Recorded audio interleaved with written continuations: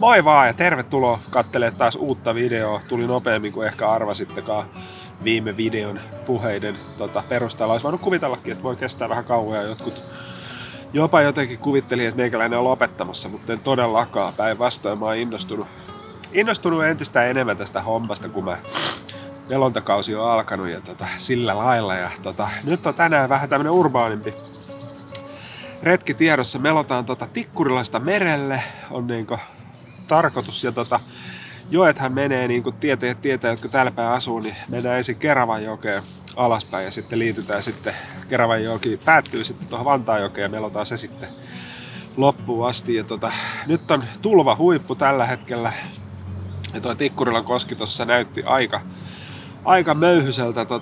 Pikkasen himotti kyllä laskea se, mutta ei ole oikeastaan ei ole kypärää mukana eikä muutenkaan. On tää uusi kanootti, niin en vielä tällä, en ole niin sinut tämän kanssa, että uskaltaisin noin kovaa koskea tuosta vetästä, mutta sen juuresta sitten lähdettiin liikkeelle Heurakan edestä ja siellä on varmaan moni ulkopaikkakuntalainenkin joskus luokkaretkellä käynyt vähintään, mutta lähdetään liikkeelle ja mitäs tästä nyt sanoisi etukäteen, tässä tulee olemaan yksi semmonen pato, mikä on pakko ohittaa. Olisiko se nyt ollut Kirkonkylän koski nimeltään ja siinä on semmonen ihan pato, josta ei pääse tekijämieskään alas kanootilla, niin se pitää kantaa yli ja sitten tehdään jossain vaiheessa vähän ruokaa ja tälleen tosi siisti meininki. Niin tervetuloa vaan messiin.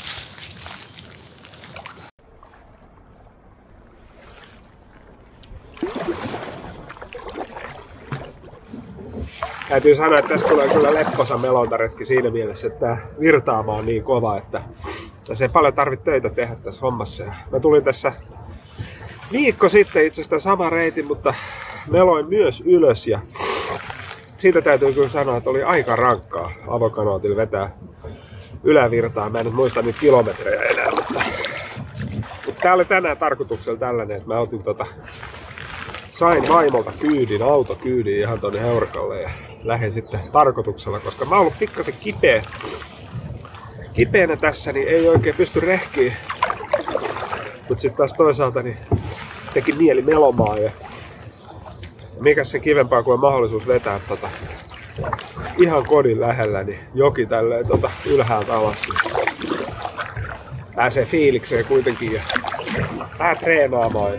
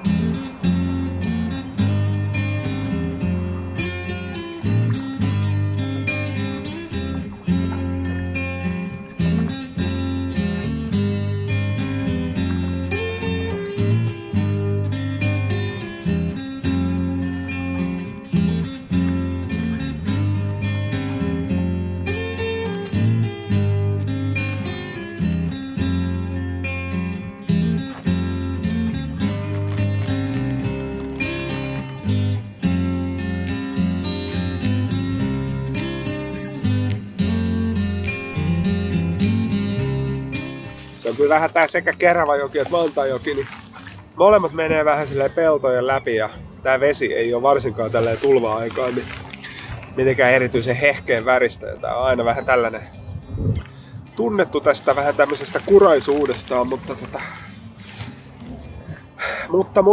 muistan kun lapsena kävin kalastelemassa tuolla Vantaankoskella ja sehän on sellainen paikka, me ei ikävä kyllä tänään mennä sinne, mutta tuli vaan mieleen Vantaanjoesta, niin sitä on kyllä viime vuosina ja viime vuosikymmeninä erityisesti niin saatu aika paljon kuntoon ja puhtaammaksi. Silloin kun mä kävin siellä lapsena, niin se oli aika paljon pahemmassa kunnossa silloin 80-luvulla ja 90-luvun alussakin, mutta nyt se on oikein idyllinen paikka. Mutta on se vähän semmoinen jokakesäinen vitsaus, kun nämä tulvat tulee ja ei riitä hulevesikapasiteetti tuolla vedenpuhdistamoilla tuolla joen yläpuolella ja pääsee välillä jätevettäkin tänne käsittääkseni. Silleen ikävämpi homma, mutta oikein kiva melontakohde kyllä.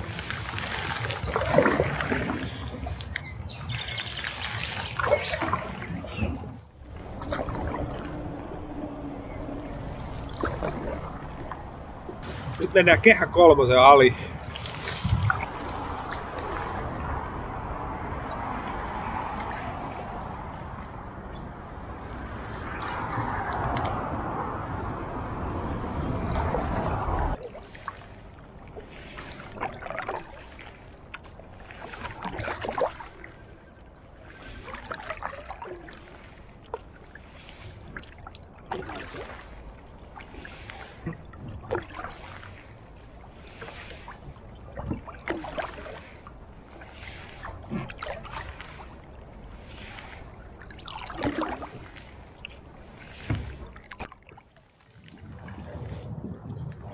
Nythän me tullaan sinne Kirkonkylän koskelle, eli kohta tulee se pato, mikä ohitetaan kantamalla.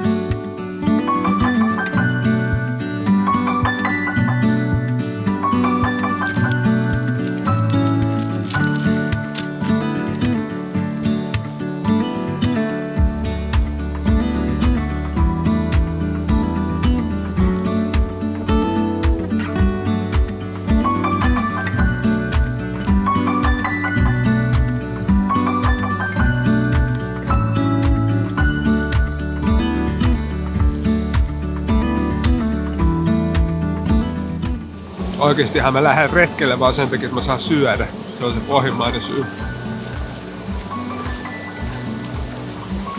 Koski pauhaa, toivottavasti kuuluu jotain. Kova on virtaus. Ja hyvät on eväät.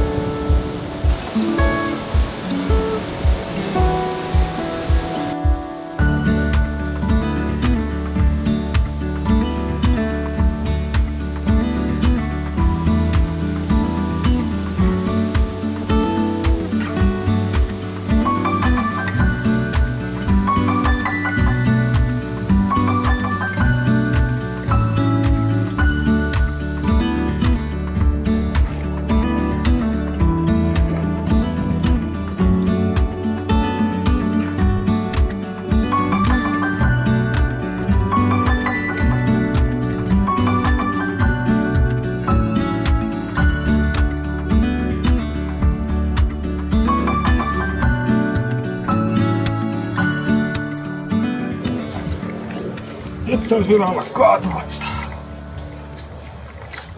Ei haittaisi ollenkaan, jos ei kaatuisi.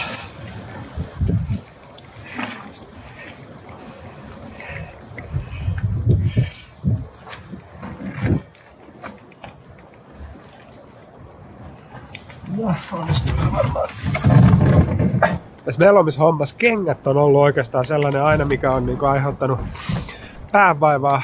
Sellaiset kengät, mitkä ensinnäkin olisi turvalliset siinä mielessä, että kun mun toisessa kanootissa varsinkin on penkki aika matalalla ja sitten polvimelonta-asennossa jalat on siellä penkin alla, niin ei voi käyttää esimerkiksi vaelluskenkiä tai muita jäykkiä kenkiä, koska pelottaa, että ne jää sinne jumiin sit siinä vaiheessa, kun kaadutaan koskessa. Ja sen takia on pitänyt käyttää sellaisia tossutyyppisiä kenkiä ja sitten toisaalta sellaiset tossutyyppiset kengät, esimerkiksi ihan melonta, tämmöiset jalkineet, mitkä on neopreeniä, niin ne on sitten ollut tosi huonot sitten sellaisessa tilanteessa, kun kannetaan kanoottia tai sitten katsastetaan koski rannalta ja hypitään kivikossa ja tolleen, niin sitten niillä niin muljauttaa helposti nilkkansa sitten. Ja nyt musta tuntuu, että mä oon löytänyt aika hyvän vaihtoehdon. Mä ostin tällaista halpis niin sanotut paljasjalkakengät, eli näiden pohja menee ihan mutkalle ja solmuun, eli nämä on tosi hyvät ensinnäkin tuossa polvimelonnassa.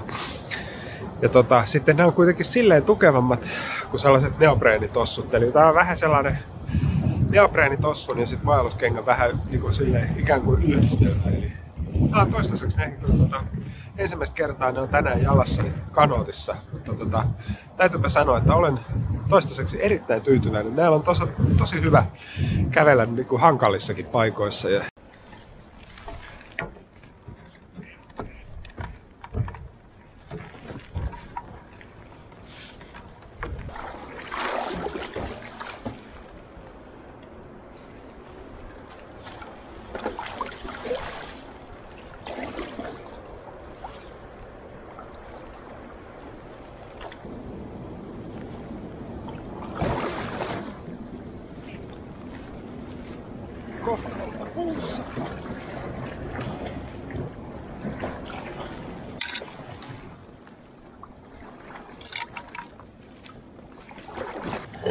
Tää on siitä hauska reitti, että jos tulet vaikka lasten kanssa, niin tässä on 3 tuollaista ylikansallista niinku hampurilaisravintolaa matkan varrella. Eli riittää kyllä evästä, jos ei halua omia eväitä ottaa mukaan. Niin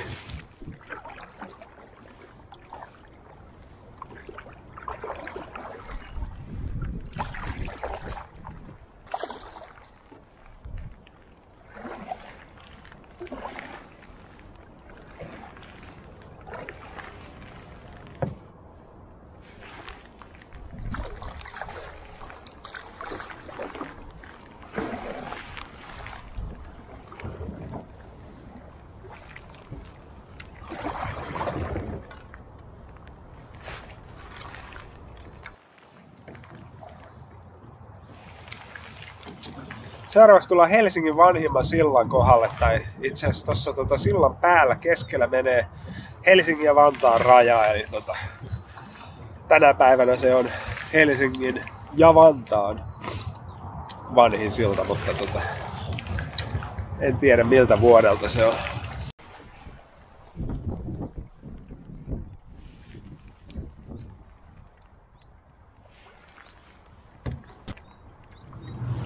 Alkaa olemaan lehdet hiirenkorvalla puissa. Tosi siistiä. Itse asiassa nyt tullaan Keravajoen suulle. Keravajoki loppuu kohta. Tulee T-risteys ja oikealle kun mennessä päästään Valtaajokeen ylöspäin ja sieltä ensimmäisenä tulisi vastaan toi Haltiola ja Haltiolan tila. Ja sitten vasemmalle kun mennään, niin kuin me mennään todennäköisesti, niin mennään sinne merta kohti. Nyt ollaan Vantaajoella. Yllättäviä virtoja tässä. Pysähdyin tähän Tapaninvainion uimarannan tuntumaan ja se on sellainen paikka, missä ollaan käyty lasten kanssa aika paljon myös uimassa, mutta se mikä tässä on myös, niin tässä on tällainen Melontaranta-niminen kanootti kautta kajakkivuokraama, en tiedä minkälaista kampetta siellä on, mutta ihan vaan tiedoksi ja silleen vinkiksi, että jos haluat tänne melomaan, mutta sulle ei ole omia vehkeitä, niin tuolta niitä saa vuokralla. En tiedä, ei taida olla vielä auki, tai siis ei ole ainakaan tällä hetkellä auki, mutta ehkä ei ole vielä tältä kesältäkään ovet auki, mutta löytyy, ainakin tuo lukee, että löytyy Facebookista muun muassa Melontaranta, niin pistähän korvan taakse, jos kiinnostaa vuokravehkeellä lähteä liikenteeseen tänne, niin sekin onnistuu vallan mainiosti. Ei tarvi omistaa näitä kamppeita kaikkien. Mutta sitten tietenkin kun nälkä kasvaa syödessä ja tulee käytyä melomassa vähän useammia eri paikoissa, niin sitten ei ole hyvä, tai itse tykkään siitä, että on oma kanootti siinä mielessä, että voi vaan lähteä ja ei tarvi varailla mitään kanootteja. Ja ennen kaikkea voi mennä minne haluu, eikä tarvi mennä sen mukaan, mistä saa kanootin. Niin se on se syy, miksi omistan kanootin. Ja tää on nyt 4. kesä, kun meikäläinen meloo. Sanotaan tähän väliin, mulla on nokka ihan tukossa, vai onko mä jo maininnut, niin mä oon ollut pikkasen kipeä, niin honotan tässä ihan sen takia. Niin Mutta tää on nyt 4. kesä, kun meikäläinen näiden avokanoottien kanssa touhuaa. Mä oon itse asiassa joskus varhaisteini-iässä kautta teini-iässä, niin mä oon melonut silloinkin ja kävin Helsingin merimelojissa itse asiassa. Sen melontakurssinkin, olin kesän siellä ja Sitten itse asiassa jopa olen rakentanut omaa sellaista puukajakkia joskus kaverin kanssa. Oltiin sellaisessa seurakunnan kerhossa, missä sellaista rakennettiin. Siinä kävi vähän huonommin, se jäi kesken se projekti ja sitten joku siellä seurakunnassa otti sen sitten hoitaakseen ja se jäi se vehje sitten sinne, että se ei ole meidän omistuksessa ollut päivääkään, mutta niillä samoilla vehkeillä me joskus silloin melottiin ja siitä se homma tavallaan alkoi ja se kipinä on ollut varmaan mulla koko iän ja kyllä tähän liittyy, tämä on siis suuri intohimo meikäläiselle, niin kuin varmaan moni tunnistaa tällaisen taudin, että jos on jostain harrastuksesta tosi innoissaan, niin kyllähän siitä tulee sitten sellainen intohimo ja sellainen, että se on osa elämää. Mutta tähän liittyy niin paljon kaikkea sellaista. Silloin kun mä mietin, että pitäisikö ostaa kanootti, niin nyt 4 vuoden jälkeen niin musta tuntuu, että tää on paljon kivempaa kuin mitä mä alun perin edes niin kuin osasin toivoakaan. Että tää on jotenkin sellainen asia, mihin mä en kyllästy yhtään ja aina tänne vesille, niin mieli rauhoittuu ja verenpaine laskee niin kuin sekunneissa täällä. Ja pahoittelut taas tuulesta, mutta tähän liittyy kaikkea. Tähän liittyy niin kuin kulttuuriantropologiasta lähtien niin kuin Amerikan alkuperäiskansoista, niihin kulttuureihin voi tutustua tavallaan tämän harrastuksen kautta. Ja ties mitä kaikkea tällaista niin kuin tietyllä tavalla niin kuin urheilua tai liikuntaa suurempaa mä löydän tästä. Ja tässä on estetiikkaa ja tässä on ties mitä. Sen takia mä harrastan näitä hommia. Sen takia mä, joku voisi sanoa, että turhamaisesti, niin fiilistelen myös näitä kaikkia puisia kamppeita ja tavallaan käsinveistetyt melat ja kaikki. Että onko se sitten turhamaista, mitä se on? Jättäkää kommentti, jos teillä on vahva mielipide siitä. Pakko sanoa, että 4 vuotta, tai tämä 4. kesä tässä nyt alkaa ja en ole päivääkään katunut ja aina silloin kun ei pääse meloon, niin odotan kyllä aina kuuta nousevaa sitä päivää, kun seuraavan kerran pääsee vesille ja on tää niin mahtavaa jotenkin. Oikeastaan aika välittömästi on Kehä Ykkösen jälkeen tuossa vasemmalla puolella. En nyt varmaan, että onko Pukimäki vai Oulukylä vai mitähän tää on, mutta tässä on tämmönen aika uusi tällainen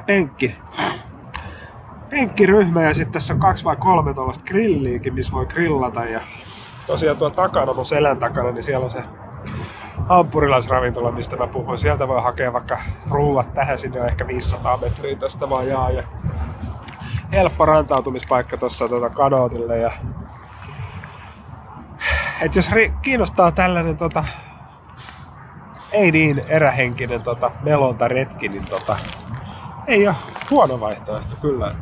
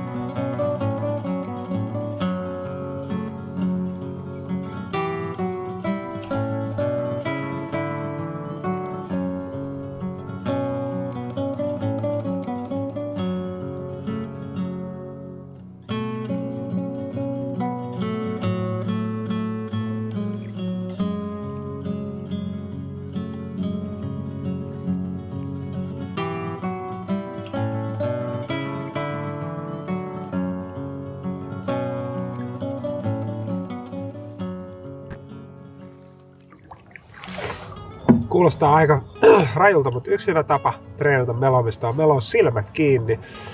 Silloin oikeastaan tuntee tai joutuu tunnustelemaan, missä asennossa tää lapa on tuolla vedessä. Ja se on niin hölmöltä kuin se kuulostaa, niin tässä on oikeastaan kyse tässä melonnassa ja melontatekniikoissa ja taidoissa oikeastaan pohjimmiltaan siitä, että pidetään tää lapa vedessä oikeassa asennossa. Tää voi olla miljoonassa eri asennossa tuolla ja saattaa olla, että yksi niistä miljoonasta on tietysti tilanteessa ainoa oikea. Niin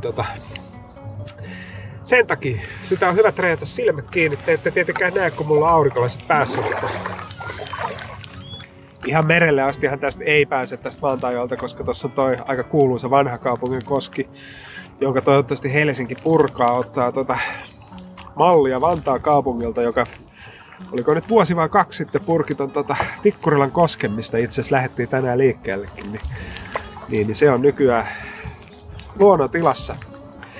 Niin lopetetaan tää tähän. Ja oli hauska pieni tämmönen urbaani seikkailu. Ja nyt on niin kuin viime videon kerroin, niin nämä seuraavat 1 vai 2 viikonloppua tulee olemaan vähän silleen kiireisiä. Lähdetään muun muassa nyt ensi viikonloppuna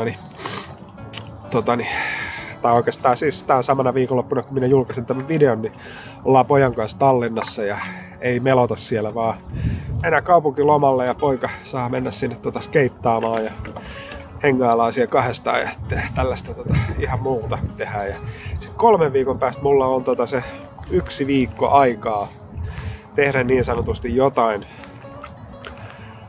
seikkailemisen eteen ja mä oon päättänyt lähteä melomaan ja sit suunnitelmat on sen suhteen silleen vielä auki, että en uskalla. Ja aina nämä suunnitelmat tuppaa muuttumaan, niin tehdään nyt sillä tavalla, että ei puhuta niistä etukäteen, koska riippuu vähän ensinnäkin tieolosuhteista, kun on menossa yhteen tiettyyn paikkaan, että pääseekö sinne autolla ja tälleen, niin vähän riippuu kelirikosta ja jäiden sulamisesta tai lumen sulamisesta. Tälleen, mutta meikäläisen paatti kääntyy nyt vastavaloon tässä ja mä rantaudun tonne ja odottelen kyytiin ja kiva päivä oli tänään joella ja jos sua melontakärpänen puras, niin mene lähimpää melonta vuokraa kanootti ja testaa ihmeessä lajia. Olen itse ihan koukuttunut ja kiitos sulle kun katsoit videoja. Nähdään taas seuraavalla kerralla. Moikka!